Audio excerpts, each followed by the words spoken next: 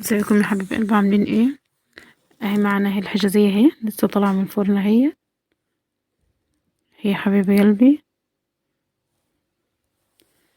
هنطلعها مع بعض اهوت. لسه سخنة اهي. المفروض نعيد على القطعية بتاعتها تاني اهي. اول واحدة هتطلع معانا، اول قطعة هتطلع معانا مش مظبوطة، مش متماسكة اهي. المفروض مش كنا نطلعها الوقتي، تصبر شوية لغاية لما تبرد، عشان هي لسه مش متماسكة، لسه طالعة اهي. بس احنا بس عشان التقديم والتصوير، فاول قطعة معنا مش كانت مظبوطة اهي، معنا كلها متماسكة وزي الوردة اهيت. فكل ما بتسيبيها كل ما بيكون احسن اهوت. معنا كلها اهي طالعة اهي كويسة وزي الوردة اهيت. الخرطة بخرطتها اهي. بس كل ما بتسيبيها كل ما بيكون احسن، تتمسك معاكي وبتكون احسن اهو. مستوية من فوق ومن تحت اهي وزي الوردة اهيت. اتمنى ان شاء الله تجربوها، واتمنى الاشتراك في القناة وتفعيل زر الجرس عشان يوصلوك كل جديد مع اسرار المطبخ مع نورة. اتمنى ان شاء الله يا حبايبي اعمل لايك لكل الفيديوهات عشان الفيديو تظهر في المقترحات اهو. معانا اهوت المقادير اهوت. السلام عليكم ورحمه الله وبركاته. ازيكم يا حبايب قلبي، عاملين ايه؟ اللهم صل وسلم وبارك على سيدنا محمد. مقاديرنا سهله وبسيطه. هنعمل مع بعض النهارده الحجازيه الاسكندراني اهو. هنجيب نص كوبايه ميه تكون يا دوبها دافيه. معانا مج صغير من السكر. السكر ده حسب الرغبه انت اللي بتحكمي فيه اهو. هنفضي السكر مع الميه مع باكو واحد من الخميرة معدل معلقة واحدة اهو. هنسيبهم يتفاعلوا مع بعض لغاية لما نجهز المكونات بتاعتنا اهو. هنقلبهم كويس اهو. هنقلب السكر مع الخميرة مع المية اهو.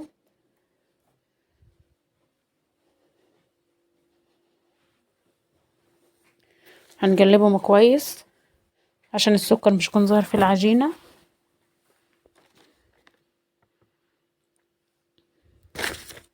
الحجازية مقاديرها سهلة وبسيطة وارخص ما بتشتريها من بره بكتير.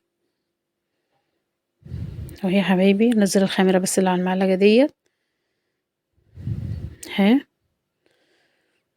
نتأكد ان السكر ده كويس اهو. هنسيب الخميرة تتفاعل معانا اهو على ما نشوف المكونات بتاعتنا. معانا في الطبق اهوت كوباية من دقيق السميد اهوت، وده الكوباية التانية اهوت. دقيق السميد ده جايباه سايب من عند العطار، النص كيلو ب15 جنيه. اوفر كتير من الاكياس اهو. نفس الكوباية اللي بنعاير بها دقيق السميد هنعاير بيها برضو كوبايتين من الدقيق، وهنعاير بها السمنة، وهنعاير بها كل حاجة. فهي كوباية واحدة بتعايري بيها كل المقادير عشان تبقى مقاديرنا طالعة مظبوطة اهوت. معنا كوباية اهو من الدقيق. هنجيب منخل وهنخله عشان لو اديك في اي حاجة اهو.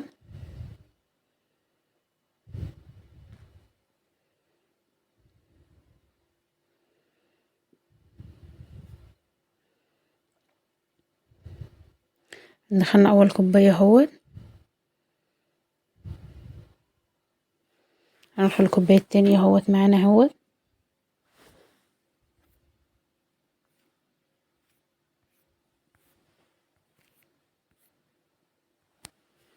اهوت.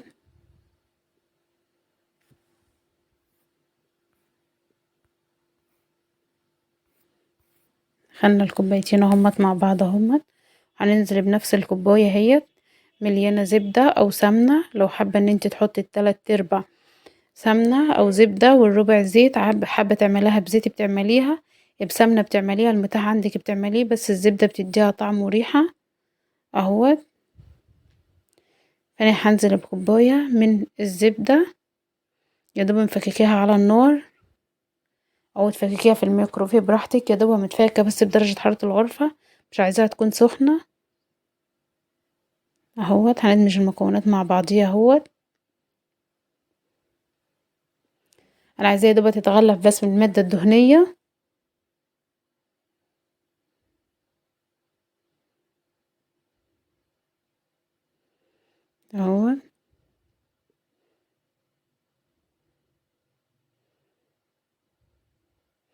عايزاها تبقى زي حباية الرملة اللي مندية كده اهوت. نغلفها كويس عشان العجينة تكون ناشفة معانا اهوت. نغلفها بس بالمادة الدهنية، وهننزل بكوباية المية مع الخميرة مع السكر.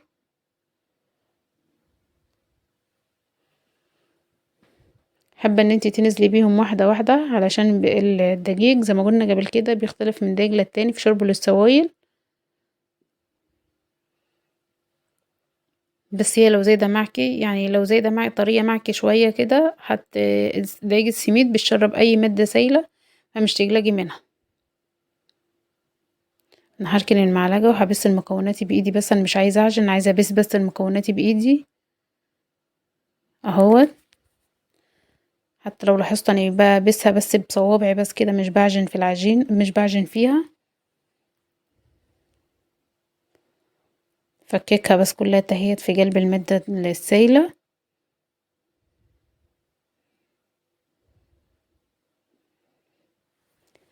هي جت طرية مع طرية معايا شوية بس مش مشكلة.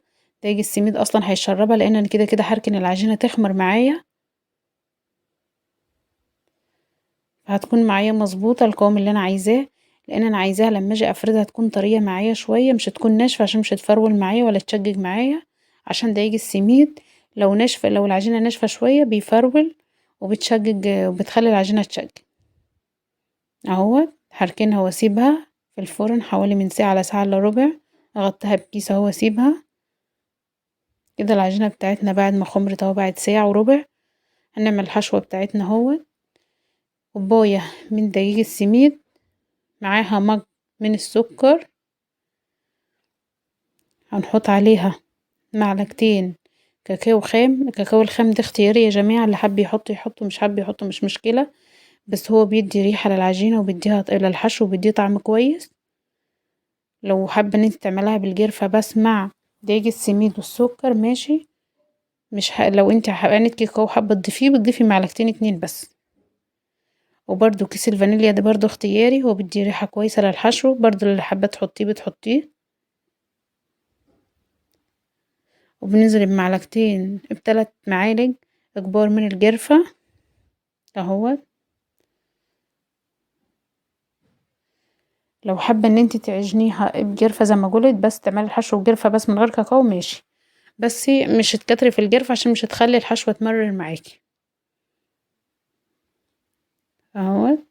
هننزل بمعلقتين كبار من الزبدة، حابة تحطي برضو مكانهم زيت بتحطيهم، حابة انت مش هتحطيهم وتعملها بمية بس زي ما انا هعمل برضو هكملها بمية اهو. هنزل بمعلقة واحدة من المية، هنزل كل شوية بمعلقة. انا هستخدم حوالي عن 3 4 معالق كبار من المية، بنزل بيهم بالتدريج مش مرة واحدة عشان مش عايزاها تعجن معايا، انا عايزاها تبقى يدوبها مفرولة كده. اصل دي الحشو مش عجينة يعني، فانا عايزاها يدوبها تبقى مندية بس مش اكتر.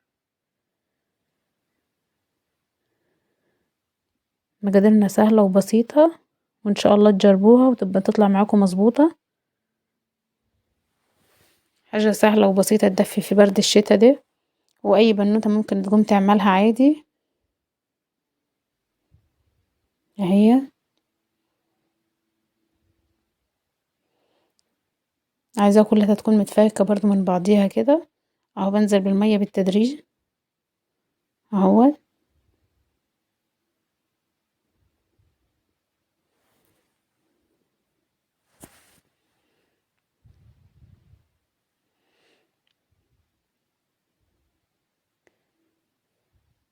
كده. خلاص اهي جاهزة معايا اهي، هركنها على جنب اهي. هنشوف العجينة اهي مع بعض اهي بعد ما خمرت اهي. قعدت حوالي ساعة وربع اهي في الفرن مغطينها بكيس. معنى هنشوف قوامها اهي، شربت المادة السائلة اللي كانت فيها اهي. قوام العجينة كده مظبوط اهو، هو ده القوام اللي انا عايزاه، ولا ناشفة جوه ولا طرية جوه. العجينة تكون لاينة تحت ايدك اهي اهي. هقسم العجينة نصين، بس هخلي النص اللي انا هحطه في قعر الصينية هيكون كبير شوية، فالنص الاولاني ده هيكون كبير شوية اهو. تفرديها على ورق زبدة لو موجود عندك، مش موجود ورق زبدة ممكن على كيس يكون نضيف كويس، بتفتحيه وبتفردي العجينة عليه. اهو هريح العجينة الاول بايدي اهو.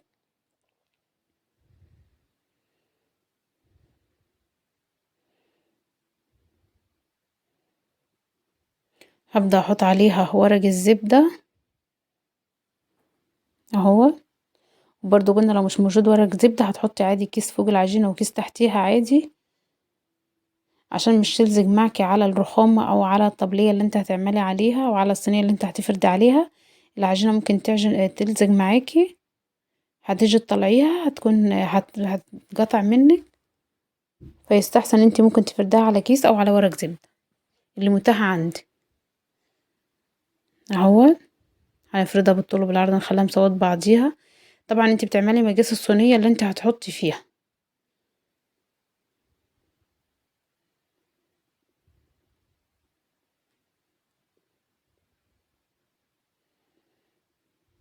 اهو.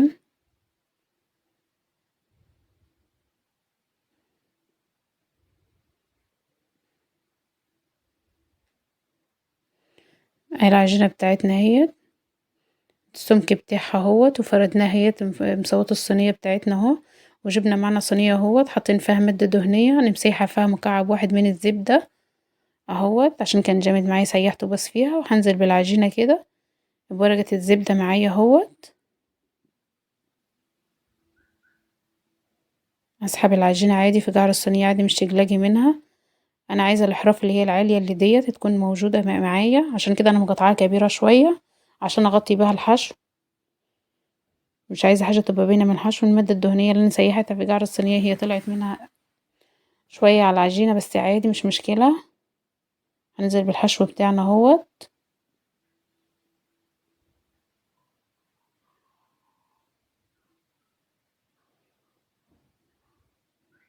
لو فاض معك اي حاجة من الحشو ممكن تعينيه في كيس في الفريزر تحشي بيه جرز، تعينيه لمرة تانية عادي، مش بيجراله اي حاجة خالص. بتعينيه في الفريزر وتيجي تطلعيه بيكون جاهز معك على طول اهوت. بنسوي الحشو كلياته في الصينية اهو.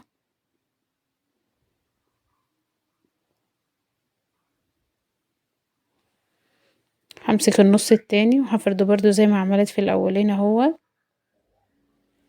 حطه على ورق الزبدة برضو اللي استعملته اول مرة. كيس ورق زبدة المتاح عندك زي ما قلنا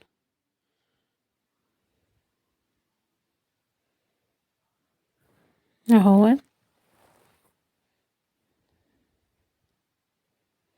الفردة ديت بتخلي العجينة مسوات بعضيها، وبتخليها ناعمة من فوق، وبتسويها كلها. هننزل بالعجينة التانية اهوت بالنص التاني اهو. هنسحب العجينة عادي في الصينية هي نسوي بيها.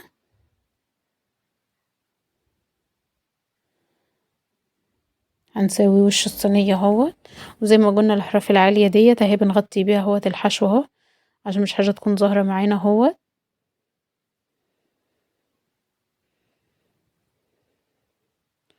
انا مش عايزة حاجة ظاهرة من الحشو خالص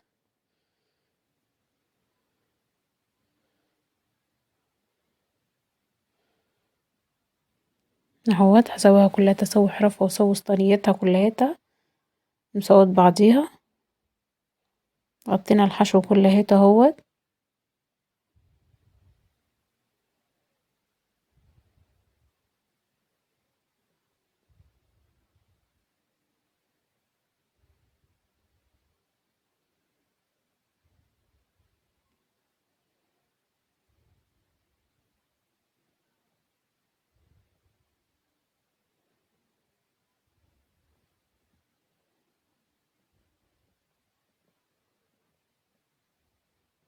هنجيب شوكة وهنشكلها، هنعمل خطوط بالطول وخطوط بالعرض للي حابب يعملها.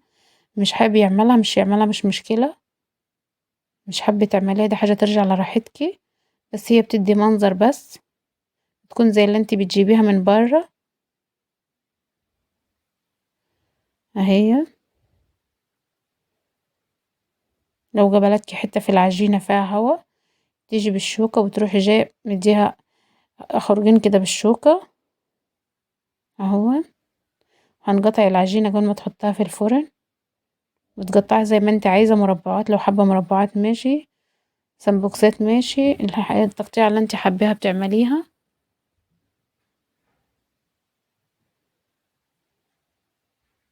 اهو.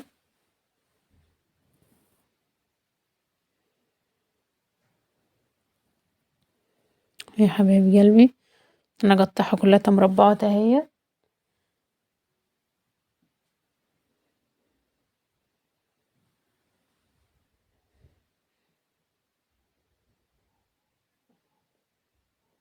هسيب العجينة تريح معانا 10 دقايق بس، عما نولع الفرن فوق وتحت يكون سخن.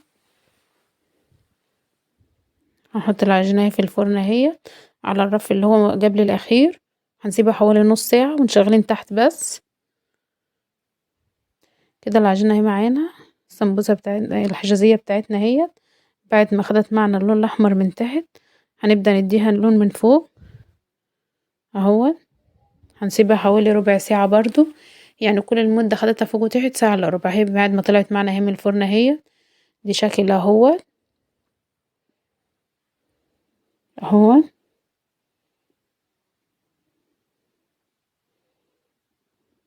هي المفروض مش تتقطع على طول، المفروض بتسيبها شوية بس تبرد وتتمسك مع نفسيها، لان زي ما احنا عارفين دقيق السميد دايما بيبقى مفرول، فكان يستحسن هي تقعد بس ربع ساعة مش كتير ولا حاجة. عما تطلع من الفرن، بعد ما تطلع من الفرن بربع ساعة بس بتبدأي تقطعيها اهو. بتعيدي على القطعية تاني اللي انت قطعتيها الاولانية، لسه معنا هي سخنة، هي مطلعة بخار اهي. بعد كده كلها بتطلع زي الوردة اهي اهي. اتمنى ان شاء الله تجربوها وتعجبكم وتنال رضاكم. حاجة سهلة وبسيطة ومكونات بسيطة غير مكلفة، غير ما تشتريها من برا، تعملي حاجة مضمونة في البيت لولادك اهي. مستوية اهي وزي الورد من فوق ومن تحت اهي، متماسكة اهي وزي الوردة اهي. الحجازية من الحاجة السهلة البسيطة، بس بتنباع في المحلات غالية خالص، وانت بتعملها في البيت بمقادير سهلة وبسيطة مش مكلفة.